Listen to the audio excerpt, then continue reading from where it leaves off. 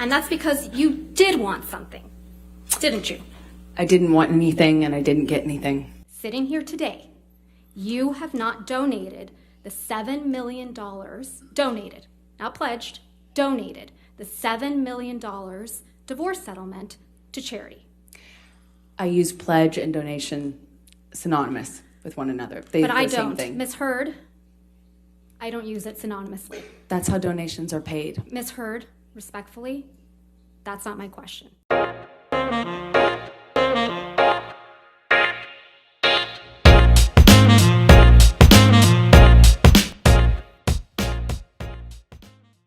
What's going on, everybody? Welcome back to our channel. It's your girl Bex, and I'm Carly, and we deliver content to unlock your mindset and actions to be limitless. Don't forget to like, comment, share, and subscribe. And like we always say, ring the bell notification so you can be notified when we're dropping gems just like this.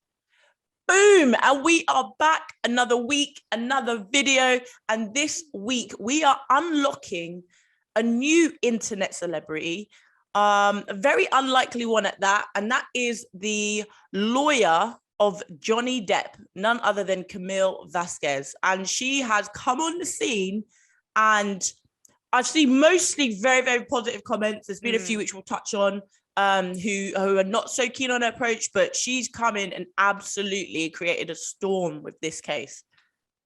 She's got, like you said, she's becoming a star. Like, she's got her own fan base. Like, she's got support pages, people outside the court screaming her name and all the rest of it is crazy. But you know what? I feel like with lawyers and stuff, like, they have that opportunity when they get onto a big case to really blow up their career, and I think it's good to see. And it's a different thing that we're talking about. We haven't spoken about anything like this, really, to be fair. But yeah, super interesting. Absolutely. And I think that's what we're about, though, isn't it? So we're just like showcasing all these different people and talent, and showing, hey, look at these very successful lawyers. And I actually found out last night it was supposed to be Kathleen Zellner. She was supposed to be the original person on the case, and of course makes sense, because when I saw this case happening, I immediately thought of her as well. Oh, really? I've seen a lot of stuff from the Stephen Avery case and that. And did you watch the Netflix? Yeah, I watched the second one with her.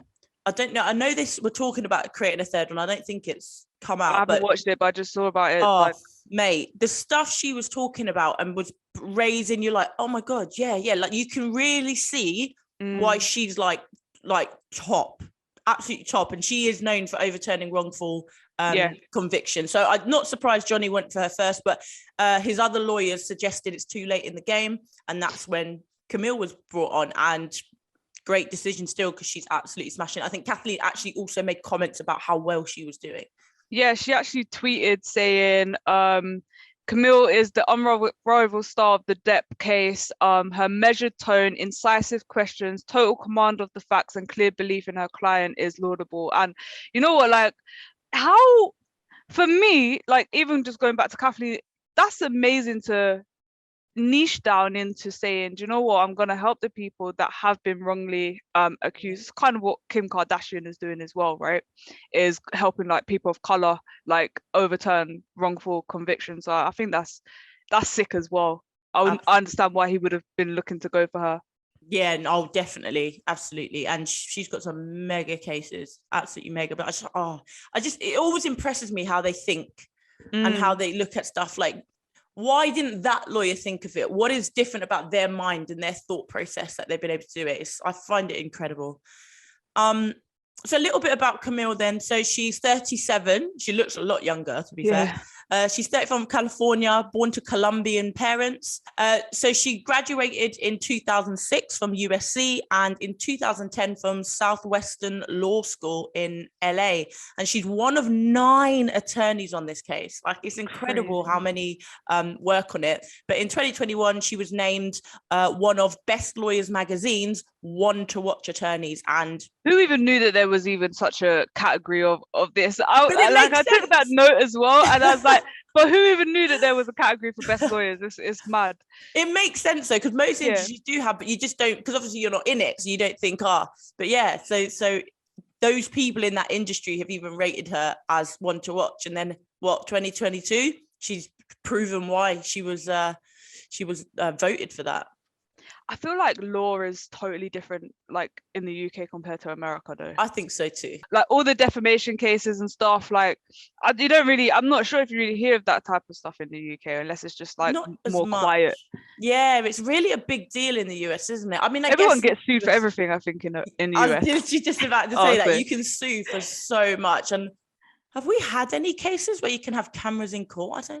I don't know. I'm not sure. It's proper live, like live. Yeah, I have not been watching it because it's just the story is a bit mad for me. But I've seen clips of it, and like I remember someone was posting. There was a specific. She was grilling Amber Heard on the 7 million that she said she'd given to charity, and that alone, I was like, whoo-hoo. That good for Amber on this one.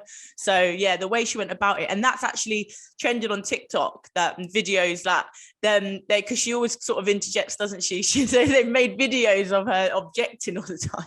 And discovery, is that true? Objection, Your Honor, leading. Your Honor, she absolutely did that. Medical records too. Objection, Your Honor, lack of foundation. I'm trying. To your nose. Objection, leading. Foundation, hearsay. Records with the ENT. Objection, Your Honor, lack of foundation. Discovery. Objection, Your Honor, lack of foundation calls for speculation. About your nose. Objection, Your Honor, hearsay. Objection, leading. Recall that Objection, Your question. Honor, leading. Objection, leading and hearsay. Objection, Your Honor, this is outside the scope of cross-examination. Backless dress. Objection, Your Honor. Leading Leading calls for speculation, calls for speculation and hearsay and lack of foundation. Is your examination. There's so many. I saw a couple of like videos where she was like, "I'm a dog," and then everyone's just making bare videos, memes, and all the rest of it. But I mean, it's not a funny situation because there are some serious claims and absolutely whatnot. But yeah, fair play to Camille, and it's good. Like I did some research on some like numbers for lawyers, women lawyers. So in 2021, the female lawyers in the US increased to 37% representation of women, which was up from 33% in 2011. So it's increased, but in 10 years, that's not like a massive shift in the numbers. And there's only about 9.4% of women of color female lawyers. In the UK, though, women were 49% of all lawyers in law firms in 2019. And they've made up about 34% of partners, but just 29% of those partners are at firms with 50 or more. And then it drops down even further for the top 10 UK law firms. There's only 21.8% of women as partners. So yeah, it's interesting to see the difference, especially for the UK versus female lawyers. But I think this the last time they did the data 2020 2021, the most amount there's been a shift in the amount of women that have applied for college and law firms is like more than men now. I wonder why. But I feel like though, as much as like we're saying it's very different UK US, I feel like having these things live where it is trending on TikTok and then kids are going, oh my gosh, it's a female lawyer leading this. Yeah. There you go. There's the role model. There's the, I can do that as well. Yeah. So actually, to see what's going to happen over the next 5 years will be very interesting to come back to that stat. And I'm surprised that is more in the UK, considering it isn't so exposed. I know. So what is it we're doing at that junior level to encourage more women to apply? That'd be interesting to figure out. Yeah. That would have been something for us to look into for this video. But anyways, we're just here for a quick one. But yeah, I think it's interesting. And in 2020 for the US, the weekly salary as a percentage of men's lawyers' salary is 71.6. So there is still quite a big gender wage gap in law, especially in America. I didn't get the numbers for the UK, but yeah. So wow. There you go. But also the thing I find fascinating about lawyers, they well, of course they do, because just like a doctor, you can't be a doctor of everything. Like GPs kind of know a bit, but brain surgeons, cardiology, all that sort of stuff. So she is a she specializes in litigation and arbitration with a focus on defamation. So it makes sense why she's been brought into this. But I was just having a quick look about what they are. So litigation is basically disputes between individuals or corporations. And then in arbitration, it's an alternative to a litigation, but it's done outside of court. So there's usually a specialist that will come in instead of a judge, like a neutral third party who will go over the case. It's usually cheaper and faster as well. Sometimes they say like it's settled out of court or something. Yeah. So she specializes in this. So they were saying it's actually very unusual for an associate lawyer to take on such a big case, but I don't think she's going to be known as that much longer after this. Yeah. I mean, she's handling it very well, from what it's saying, and from all of the attention that she's receiving as well. Get attention, keep it, multiply it. Yeah, absolutely. 10x it. 10x. But yeah, man, I think it's incredible. It's an interesting one to look into as well. Very much so. So the last thing I wanted to touch on, and it's so they were basically saying, is she actually a role model or not? So she's getting there's a lot of discussion at the moment from like the Me Too movement against sexual abuse and harassment. So some of her critics have accused her of not believing Miss Heard's claims and discrediting her allegations of abuse. And somebody wrote, shout out to Camille Vasquez for single-handedly setting feminism back 50 years in less than 2 hours. That was one Twitter user. History won't remember you kindly. She has got a hell of a lot of supporters who are, they've championed her standing up for the rights of male victims of domestic violence and and as a potential role model. But I can imagine it's definitely louder on the positive side. But that is a very good point.